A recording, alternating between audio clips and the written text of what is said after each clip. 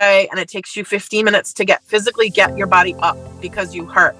And I don't want anyone to have to experience that.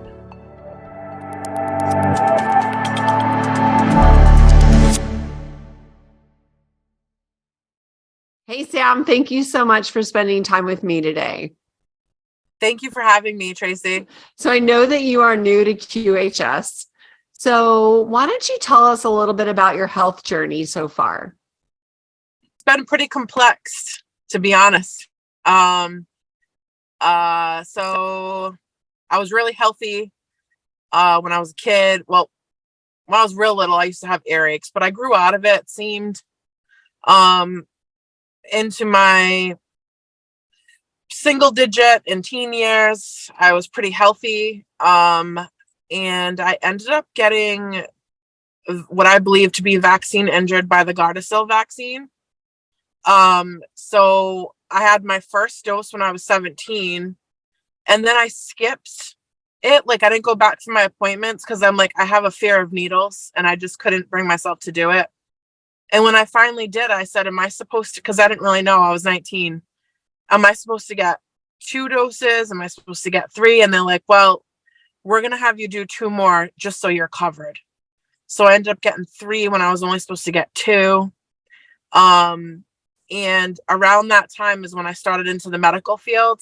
And I also started getting like significant panic attacks. Like, I never had panic attacks until around that time. I don't want to say that's the reason, but I was, I graduated high school and I was like right before I turned 18, like the week before I turned 18. So I was still 17 when I graduated.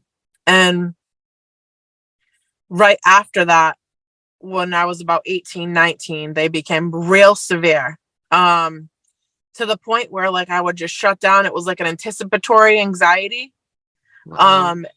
So they weren't going to give me medication, but then they did. I ended up getting addicted to a benzodiazepine just because I used it to take a plane ride, and I wasn't aware of how addictive it was. And I realized that it helped my issue, whatever the issue I was having was, because I didn't know it was anxiety at the time. Oh, so it helped you with the anxiety, and that's why you took Yes. it prior to a plane ride. Okay. So I told my primary care doctor, who was not even a doctor, just a physician's assistant, a PI. And she goes, well, I can give you a low dose of it and you can take it daily. And, like, you can use it. If it's working for you, why not? So that's what I did, unknowingly that it would lead down the road to more and more and more and more. And during that time, my body, and I don't know why, but my body would I would get like joint pain, swelling, stiffness. Basically, like, in the last few years, I've felt like I was 100 years old, like my body hurts all the time. How old are But you? I'm 36 right now. I'll be 37 in June. Okay. Sorry for the background noise. So in my early 30s, I was diagnosed with lupus. And I was not only diagnosed with lupus, I was diagnosed with Hashimoto's, the thyroid. I was diagnosed with the antiphospholipid syndrome and Sjogren. What is antiphospholipid? And it's supposedly a rare blood clotting disease. It's autoimmune. All 4 of them are autoimmune. Sjogren's affects my eyes. So, I actually have beyond perfect vision in my left eye. So I have 15/20 vision, which my doctor didn't want to tell me I had it, but he did. My eye doctor. And so I was diagnosed with that.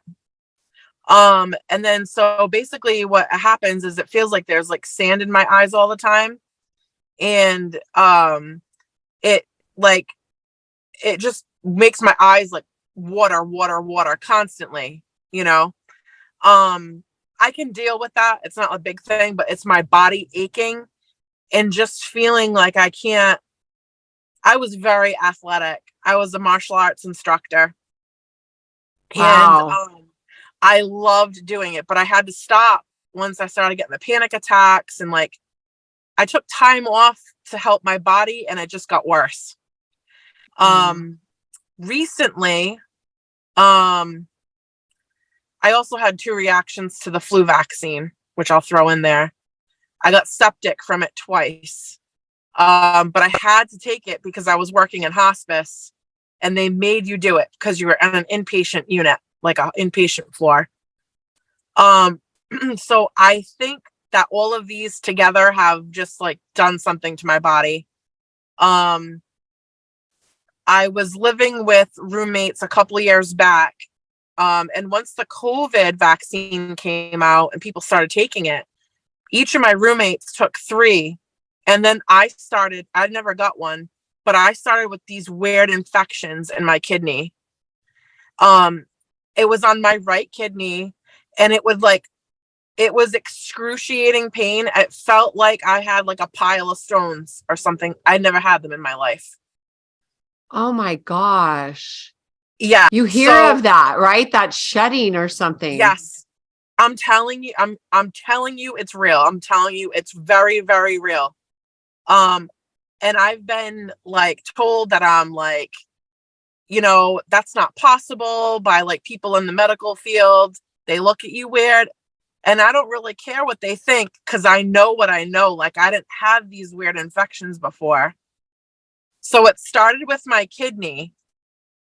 It was every 2 months I would get this massive infection. They would give me antibiotics, tell me they thought it was a stone, send me on my way. Until last September, I didn't get it in my kidney. I got it in my intestine, on my sigmoid colon. I got an abscess. Now I think it's a spirochete and I think it traveled. I think that's what happened. That's just my theory. What did you say? What'd you call it? It's called a spirochete. It looks like a spring.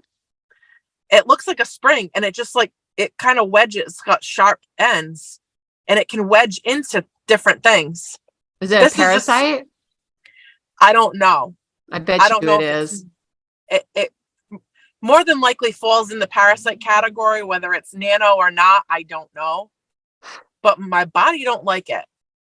So I have this now in my sigmoid. It's my sigmoid colon. I got an abscess last September. I was on antibiotics for it. The pain was out of this world because you have a lot of nerves there too. It turned into a perforation in January. Out of the blue, I was at work and my colon just perforated. Oh, and I couldn't stand up. Yeah, I couldn't stand up.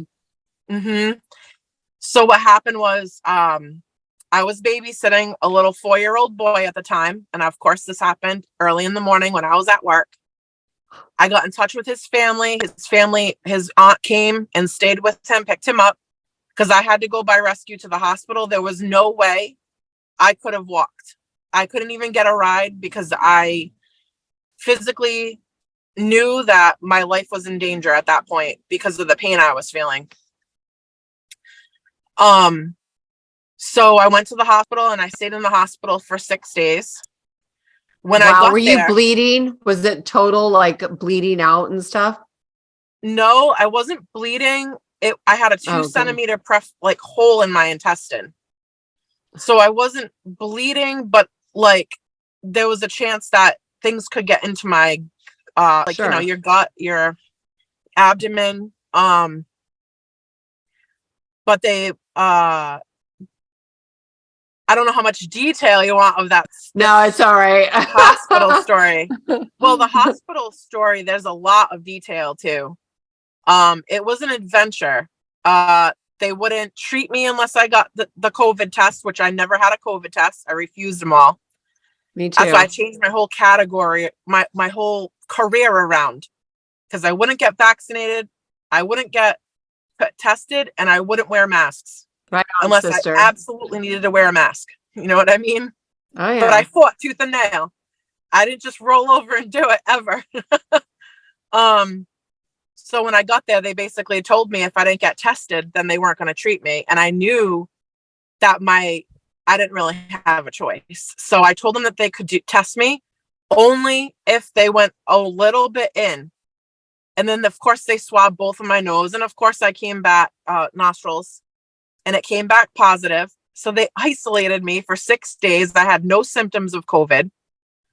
All of the practitioners that came in all thought I was there for COVID. None of them had like a clue that I had a bowel perforation.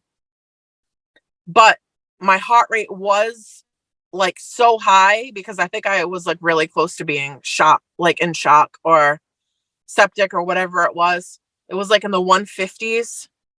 Wow. And I was tachycardic in the rescue on the way there. But because of my heart rate, they didn't bring me in for surgery. So it really saved me in that aspect because they were going to resection my colon. So it was a blessing that happened, right? Because then they didn't resect it. Yeah, it was. But the weird part is about this is I can still feel the exact area. And I swear to you, it's a spirochete because I can feel it in that area. And then I have a colonoscopy scheduled for next week, which I'm nervous about, but yeah. I'd get a colonic. Have you ever had a colonic? No, is that when they clean out your intestines? Like, yeah, they fill it with a ton of water, and they massage your tummy so it dislodges anything that's stuck in there. Really? I'm not giving you medical advice, but I've had them done, and I do know that people have a lot of junk and there's just debris that's there. I've also done parasite cleanses, and so that may help. I don't know, but we're kind of going in the weeds here, but I know it's reality, right? And people can resonate with your reality because so many others probably have a similar story. Yeah. And, you know, if I didn't go through it myself, maybe I would question whether that shedding thing is real. I mean, I'm open-minded, so maybe I wouldn't, but there are people that would, and they just don't know anyone that's dealt with it. And so they can't wrap their head around that this could potentially be a possibility of what's really going on. And there's people that are sick that haven't taken the vaccine and you wonder why. Like, you know, and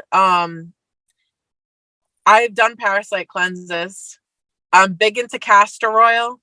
I feel like it keeps everything flowing.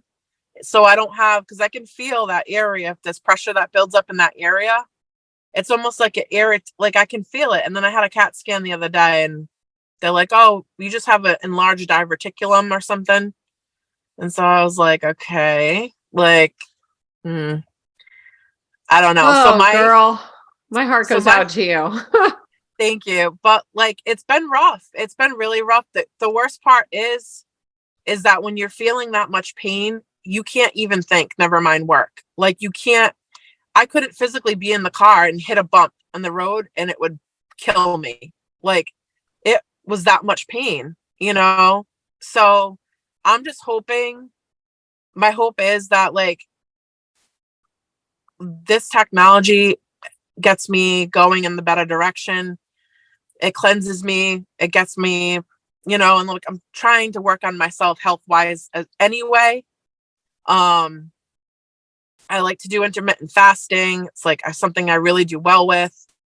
I definitely need to drink more water. But I've, you know, tried to go into that direction because I don't want to have to go through this again. Well, you won't have to. And then that brings us to the next part of this show. Because Sam, you are part of the team and you get to go and experience the Q Arc soon. Essentially, you have the opportunity to turn back the hands of time and have a youthful, healthy body that it sounds like you haven't had for most of your life. You get a do-over. With all the knowledge that you've accumulated through the years, with all the experiences and wisdom that have brought you to this point, what are you going to do different? How are you going to live your life? What makes you excited? Like, what excites you about this? It physically gives me chills just when you say it. Like, I just got chills. Well, I'll tell you, one of the very first thing I'll be doing is, like, I'm pretty kind of like, I like to do acrobatic type things like cartwheels and stuff. I used to be able to do backflips here and there. Like, I've done a few, but like, wow. I would definitely be more physically. Yeah, it was fun. I did it off a springboard though, so I kind of cheated. But like, I feel like I want to be like way more physically active, if that makes sense. Like, because my body has taken, like, it has felt like this for so long. I feel like the first thing I'm gonna want to do is like go for a run, or like just go work out and just like and not worry about being in bed for the next 2 days. Do you know what I mean? Like, or being sore, or like, I mean, granted, those normal reactive things happen when, you know, you work out and muscles do what muscles do, but I feel like I'm definitely going to be more physically active. And by doing that, I'm going to want to fuel my body with better food, like higher quality food. So I'm really excited. I really am. I'm a little nervous about it because it's so new and it's so, like, I'd be one of, like, part of the first group in it. So of course I'm nervous. I think everyone is to a certain degree, but I also have the attitude of I have nothing to lose, because now I've been struggling with my health for so long that I don't know what it's like to physically feel good anymore. Do you know what I mean? And yeah, this is like kind of my chance to, what you said, turn back the hands of time and make everything better. It's gonna change everything for me. And it's physically changing my body. Mm-hmm. And everything that I have a wellness background, and everything that we do will compound on the next. Right. So like what you said is that when you're able to feel better, you're going to want to make better choices. And that's all going to happen. But remember, the technology is really not new. It's just been suppressed. It's been out since the 90s. That is true. And I've been doing research on it for like the last few years now, 4 years. I've known it's around. I just never thought in a million years that I would just stumble into it. Do you know what I mean? And like, I've been manifesting working with this technology for the last few years. Since I knew about it, I wanted to, if not have my own healing center, be part of a group that has it. I am not concerned about owning or managing anything. It would be great. I don't need to. I just want to make sure that people are getting healed, because I've been one of them people. And I know what it's like when you are struggling with your health and you wake up every day and it takes you 15 minutes to physically get your body up because you hurt. And I don't want anyone to have to experience that. Yeah. Do you know, like, I don't care how, like, I do care how it makes a difference, but I don't. Like, as long as it is making the difference, that's like what's near and dear to me the most. So I just feel like it's, you know, I feel like all of us together are just going to create wonderful things. And I have to pinch myself daily. Indeed. And I want to encourage you as well, as even the QT Wave device, I've interviewed people that their pain has minimized substantially. And one gal, she couldn't even like be driving in her car for more than 20 minutes without having to pull over to the side of the road and rest. And then she said she took her kids on a 4-hour field trip. So she was a very similar story to you with chronic pain and couldn't get out of bed a lot of days. And so, but hers has already been managed. So that is something, I'm sure you'll have your device soon. So you can look forward. I'm so, so excited. And I want to I just want to do the best thing for my body while I have it too. Like, I want to give my body that step up, that big step up that I need. Do you know what I mean? Because I still struggle with anxiety, and I didn't mention this to you, but I will, because I got to go back to it. And like, I'm very intuitive, and I've done like psychic readings and things like that for people. I'm very, Cool. very intuitive. Like, if you ask me a question, I'll tell you intuitively what I get from it.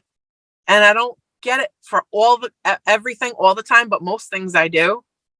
With It just came to me one day under like a lot of pressure that I needed to get off my anxiety medication. And this was back in 2020. And I did. It took me a year.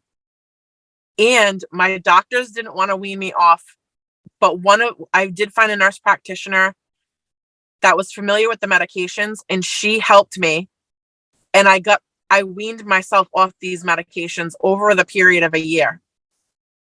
And so Wow. I've been off of it. So I do struggle with anxiety. The thought of getting on a plane scares me because I know I'm going to be anxious. But if I needed to take a little bit of medicine to get myself there, I would, as long as that's not going to affect my experience with that. Do you know what I mean? Hmm. Have Um, you heard of 5-HTP? It's a supplement that is a serotonin booster, and it's a natural thing. It's just a supplement, mhm. and it helps with anxiety. So when my kids went away to college, I gave them 5-HTP, and they know it works because they've asked for it again and again when they felt Wow. that feeling. They don't take it anymore because they're, older now, in their late 20s, but it definitely helped with that transition. So perhaps getting some 5-HTP would help you, before you get into the Q arc. So it would be a better transition than a medication with harmful side effects. Yes. Yes. That, because I worry about the side effects with that other stuff. Like, if I did it, it would only be one time before I get on the plane, because I don't want to Mhm. take a chance. Yeah, I don't you want to can take. try the 5-HTP like right away because it doesn't have any side effects. And then you can see if you wouldn't even need it. Because I do think the medication does have some sort of a blockage or interference with the frequencies. So Okay. you'll want to check with the team or Cynthia to double check.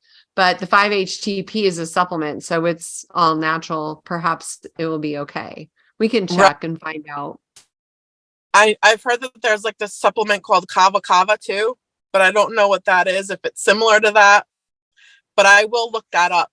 I'll remember 5-HTP. It's 5-HTP, you said? Hmm. I'll remember that.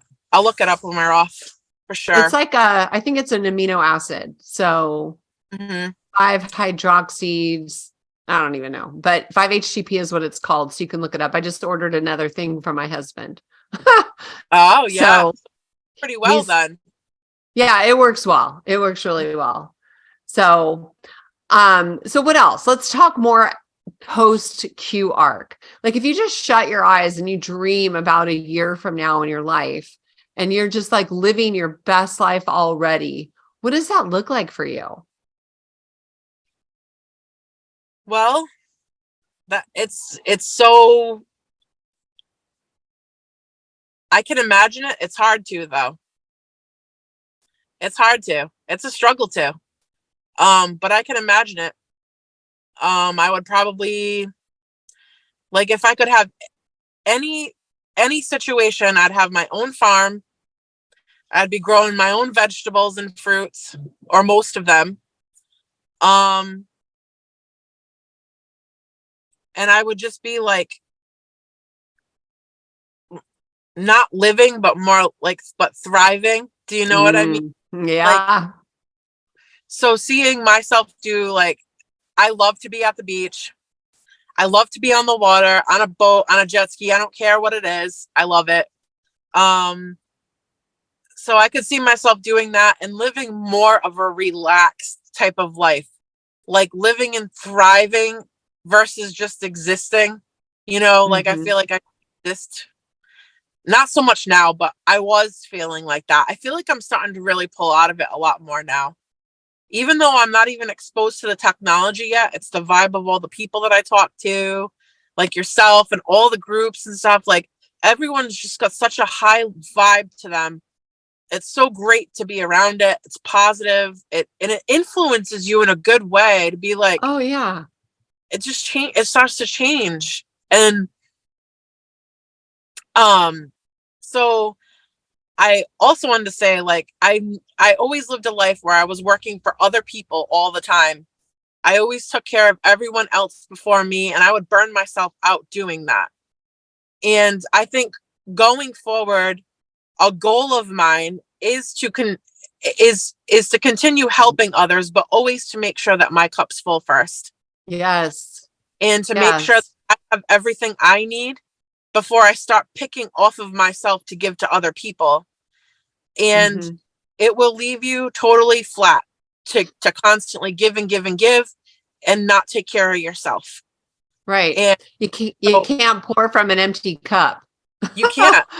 You You can't. got to fill your love cup up first, and then you'll better be able to serve everyone else without resentment.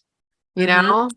And I it's hear so ya. it's hard to get your mindset around it, because like when I've conditioned myself all of these years to help other people and not myself.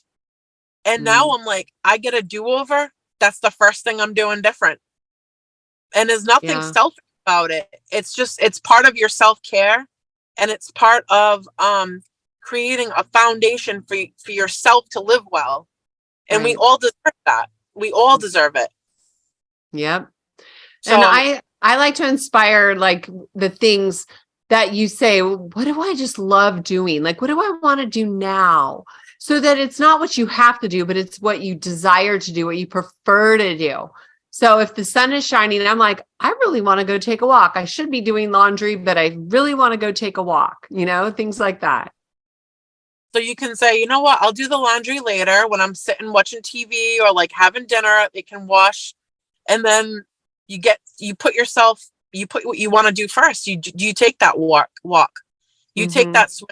You go to the beach. You make sure you put them priorities, because they are priorities. In this world we live in, we're taught that those are just leisure type things you do in free time. We're not taught that we should be doing them daily, and we really should be doing them daily, because that's how you're more fulfilled, and you keep your happiness up, Where do you live that you get to go to the beach so much? I live in Rhode Island. I'm only about 40 minutes from the beach. Nice. Yeah. Yep. So my friend's down in Bristol. She's like right on the water. So I get to go over there, and then the big beaches are like not the bays. The big beaches, like, they're a little bit further, about an hour or so. Okay. That's like me. Too. I'm about 45 minutes to an hour from Santa Cruz, depending on traffic. Oh, really? Mm-hmm.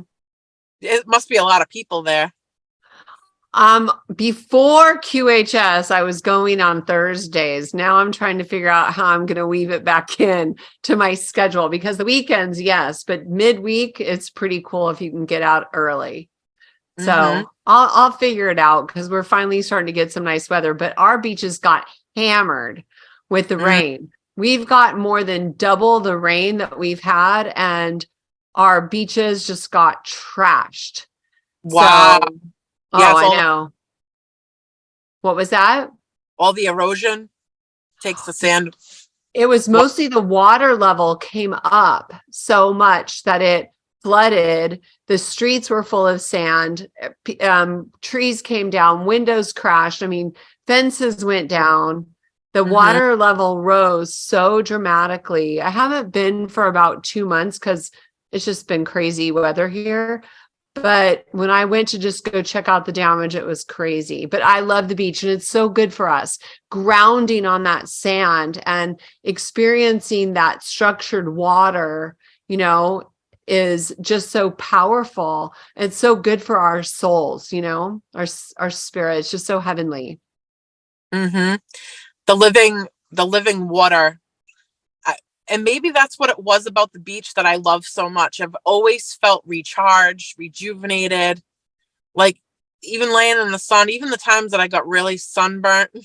But like I always felt better when I left. And I love to be barefoot to begin with, but I love putting my feet in the sand. Like I just love it. I think it's the best feeling.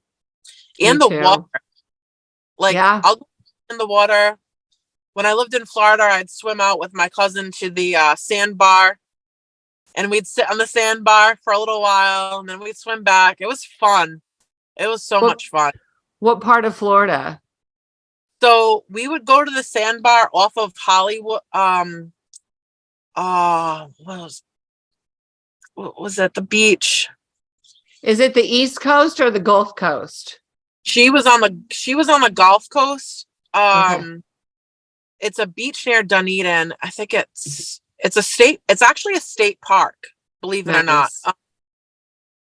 I want to say it's Hollywood State Park, but I think I'm messing the name up for some reason.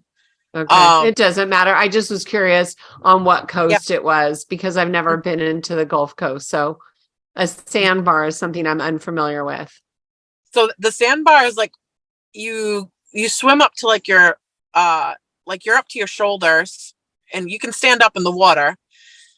You go up to your shoulders, and then it just goes right up on top of it's like a plateau of sand, and you can just sit on, like an Indian, Indian style, whatever. Like you can just sit there on, because you're at the water is only like that much water. There's like a foot of water, foot and a half. Oh, So cool. still there, and that sounds fun. It was so much fun. So much fun. Well, you get to do it again soon, Sam. You're going to be right back there. Mm-hmm. So are you excited for what's to come? I'm very excited.